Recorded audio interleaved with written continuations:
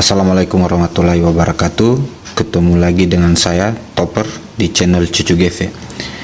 Pada kesempatan kali ini kita akan membahas mengenai tema Dinas Perhubungan bolehkah memeriksa surat-surat kendaraan roda 4. Dan sebelumnya jangan lupa like dan subscribe dan aktifkan loncengnya, karena subscribe Anda membuat saya semangat untuk membuat tema-tema seputar dunia hukum.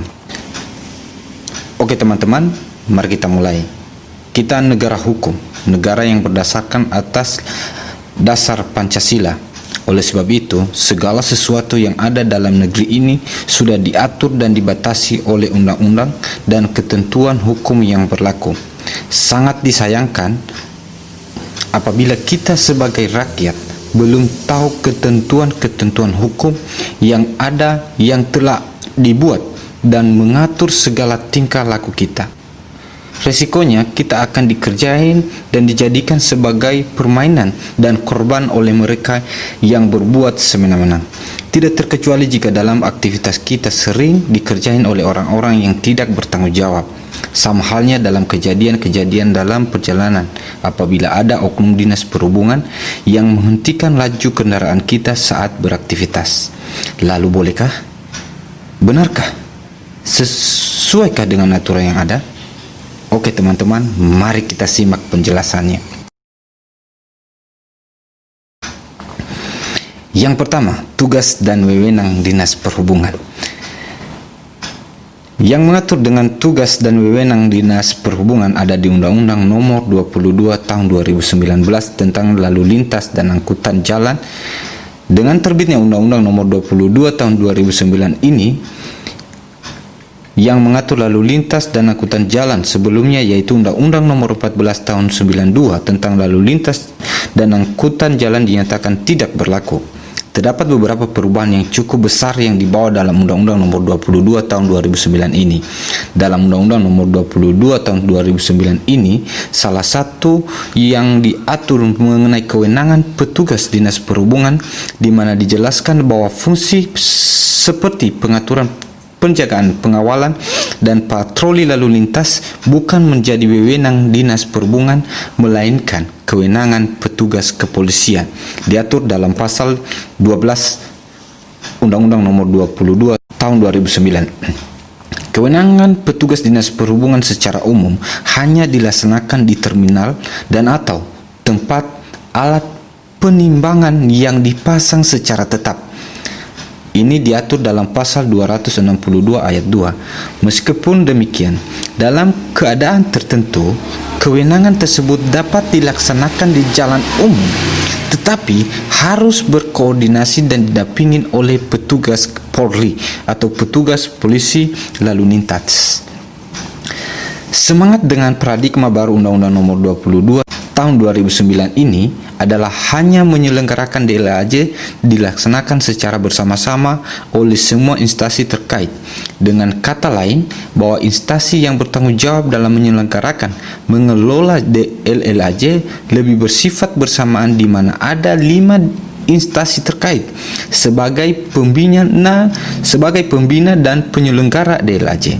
Dalam pelaksanaan pembina penyelenggaraan DLAJ terdiri dari 5 instansi dan dikoordinasi melalui forum LLAJ bersama dengan akademisi dan masyarakat.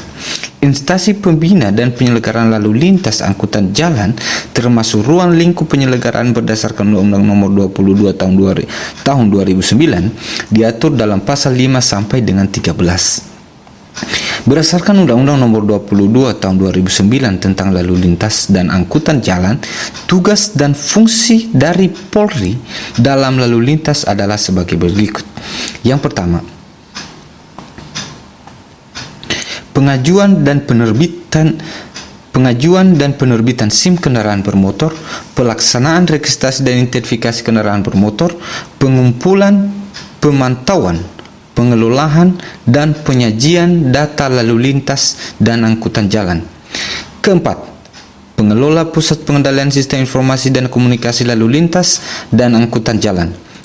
Kelima, pengaturan penjagaan, pengawalan dan patroli lalu lintas. Keenam, penegakan hukum meliputi penindakan pelanggaran dan penanganan kecelakaan lalu lintas. Ketujuh, pendidikan berlalu lintas. Kedelapan, pelaksanaan menjalankan dan rekayasa lalu lintas. Kesembilan, pelaksanaan manajemen operasional lalu lintas. Dinas Perhubungan atau Dishub merupakan unsur perseratan pemerintah daerah di bidang perhubungan yang dipimpin oleh kepala dinas dan kedudukan di bawah bertanggung jawab kepada bupati melalui sekretaris daerah. Berdasarkan Undang-Undang Nomor 22 Tahun 2009, maka tugas dan fungsi Dinas Perhubungan adalah sebagai berikut. Yang pertama, penetapan rencana umum lalu lintas dan angkutan jalan. Yang kedua, manajemen dan rekayasa lalu lintas. Yang ketiga, persyaratan teknis dan laik jalan kendaraan bermotor. Keempat, perizinan angkutan umum. Kelima, pengembangan sistem informasi dan komunikasi di bidang sarana dan prasarana lalu lintas dan angkutan jalan. Dan keenam, pembinaan sumber daya manusia penyelenggaraan sarana dan prasarana lalu lintas dan angkutan jalan.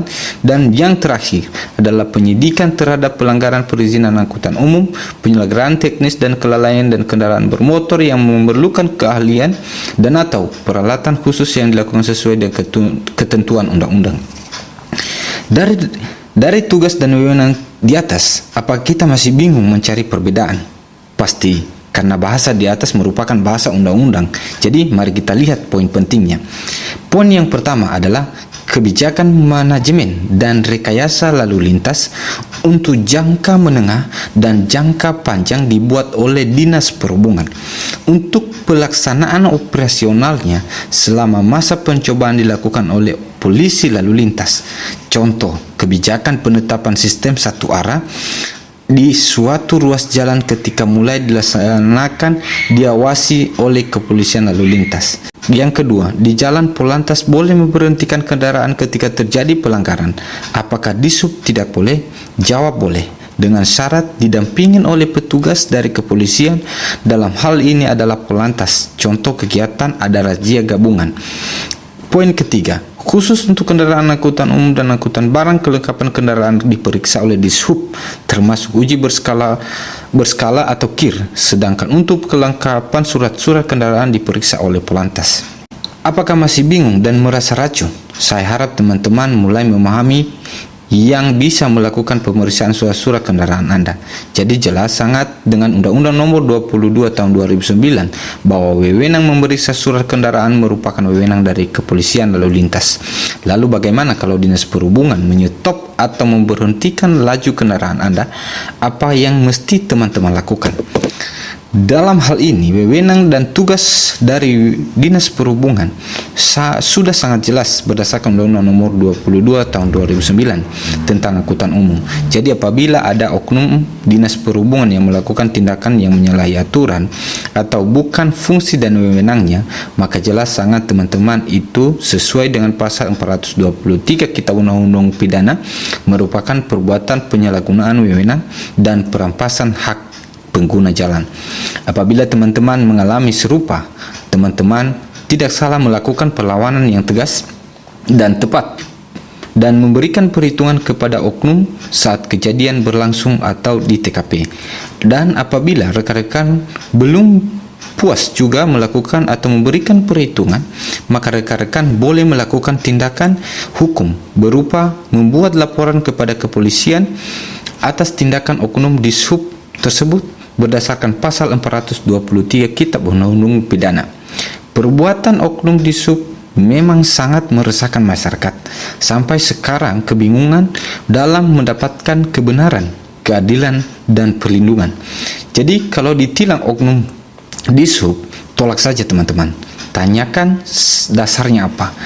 Biasanya rekan-rekan Dinas Perhubungan menggunakan pasal dan ketentuan pasal 237 Undang-Undang Nomor 32 Tahun 2004 tentang Perda. Dalam undang-undang ini mengatakan semua ketentuan perundang-undangan yang berkaitan secara langsung dengan daerah otonom wajib berdasarkan dan menyesuaikan diri dengan Undang-Undang Nomor 32 2004. Padahal teman-teman itu mengatur tentang kehutanan dan lain-lain. Apabila rekan-rekan masih belum paham aturan hukum, maka saya yakin rekan-rekan akan masih bingung dengan tindakan oknum di sub yang melakukan tindakan-tindakan sedemikian. Logika saja rekan-rekan, apabila Dinas Perhubungan melakukan tindakan pemeriksaan surat-surat kendaraan Anda, maka itu berarti Dishub bertindak dalam menegakkan hukum. Lalu, kalau begitu, apakah Dinas Perhubungan merupakan penegak hukum? Sangat lucu rekan-rekan. Ketika kita bahas siapa saja penegak hukum, mari kita lihat siapa saja penegak hukum. Kalau urusan soal siapa penegak hukum rekan-rekan, maka kita bisa temukan dalam Undang-Undang Advokat nomor 18 tahun 2003 tentang advokat. Istilah penegak hukum, maka kita bisa temui dalam pasal ini. Di pasal 5 ayat 1 jelas penegakan hukum adalah advokat, kepolisian, jaksa, dan hakim. Dalam 4 unsur penegak hukum ini memiliki fungsi dan wewenang masing-masing. Sekilas saja teman-teman tentang penegak hukum. Lalu Dishub penegak hukumkah? Ya, setahu saya tidak ada undang-undang yang sudah ada yang mengatakan bahwa Dinas Perhubungan merupakan penegak hukum. Lalu muncul pertanyaan, dalam hal Dinas Perhubungan memeriksa surat-surat kendaraan, tujuannya apa? Penegakan hukumkah? Kalau itu undang-undang yang memperbolehkannya apa? Tunjukkan ke saya. Ini lucu, jadi sangat lengkap dan tegas undang-undang mengatakan Dinas Perhubungan tidak punya wewenang untuk melakukan pemeriksaan kendaraan. Satu kata teman-teman, lawan. Dinas Perhubungan boleh melakukan pemeriksaan kendaraan apabila ditemani oleh polisi lalu lintas. Ingat, bukan dalam hal ini boleh oknum polisi menemaninya. Dalam hal ini rekan-rekan saya tekankan bahwa ini adalah dalam hal gabungan, razia gabungan. Menariknya lagi rekan-rekan, bagaimana kalau yang memberhentikan Anda dan memeriksa surat kelengkapan kendaraan Anda merupakan Dinas Perhubungan honorer? Ini sangat memalukan. Sama halnya Anda diberhentikan oleh orang bukan pegawai negeri. Mulai ada gambaran kan rekan-rekan? Perbuatan ini jelas bisa memberikan dampak hukum jika teman-teman melakukan perlawanan hukum. Sangat jelas ini urusannya pidana. Kesimpulan teman-teman, pemeriksaan kendaraan, surat-surat kendaraan merupakan wewenang dari kepolisian lalu lintas. Dinas Perhubungan sama sekali tidak punya wewenang dalam melakukan pemeriksaan kelengkapan surat-surat kendaraan, bahkan tidak punya hak memberhentikan laju kendaraan di jalan.